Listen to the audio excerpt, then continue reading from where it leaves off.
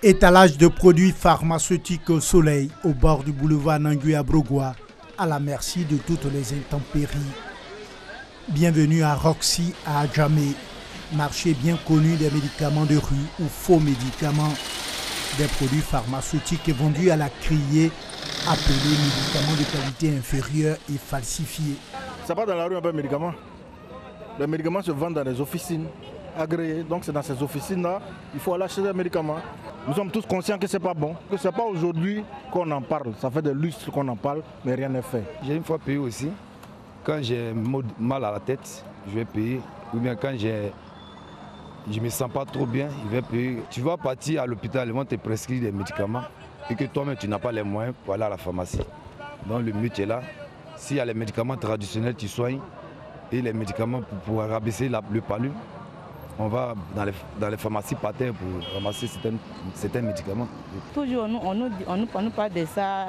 Souvent c'est périmé, on ne sait pas, on prend un peu. C'est pas bon quoi.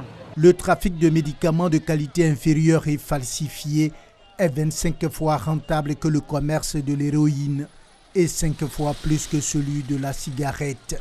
Plus de 8000 femmes vivent de ce phénomène selon les experts.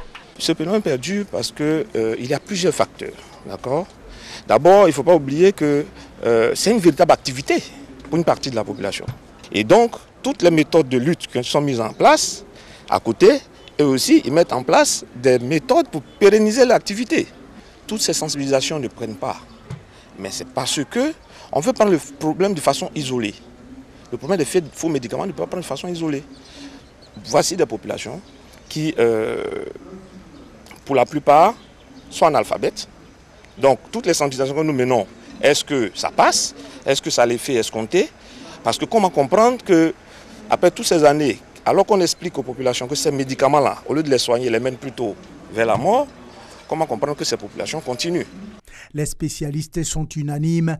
Les médicaments de qualité inférieure et falsifiés tuent et soulèvent par ailleurs un problème de santé publique dans le monde et en Côte d'Ivoire. C'est extrêmement grave parce que, vous savez, je préfère dire les choses telles qu'elles sont. Actuellement, on est en train de dire qu'il y a beaucoup de problèmes d'insuffisance rénale, beaucoup de problèmes de cancer par-ci, par-là qui se développent en Côte d'Ivoire. Les gens se disent, mais quel est le lien avec le faux médicament? Il y a un lien direct. Lorsque le médicament est faux, votre organisme ne le reconnaît pas, il détruit plus votre organisme. De plus, ces produits pharmaceutiques vendus à la criée font perdre plus de 50 milliards de nos francs au secteur pharmaceutique ivoirien. Donc l'impression qu'on a qu'on se soigne bien avec de faux médicaments nous revient à la fin beaucoup plus cher. Donc je pense que les conséquences sanitaires sont extrêmement graves. Le gouvernement paye beaucoup plus d'argent pour nous soigner. Nous-mêmes, à la fin, on paye beaucoup plus d'argent pour nous soigner en croyant qu'on se soigne très bien avec un faux médicament. Face à l'ampleur du phénomène en Côte d'Ivoire, la riposte n'a pas manqué.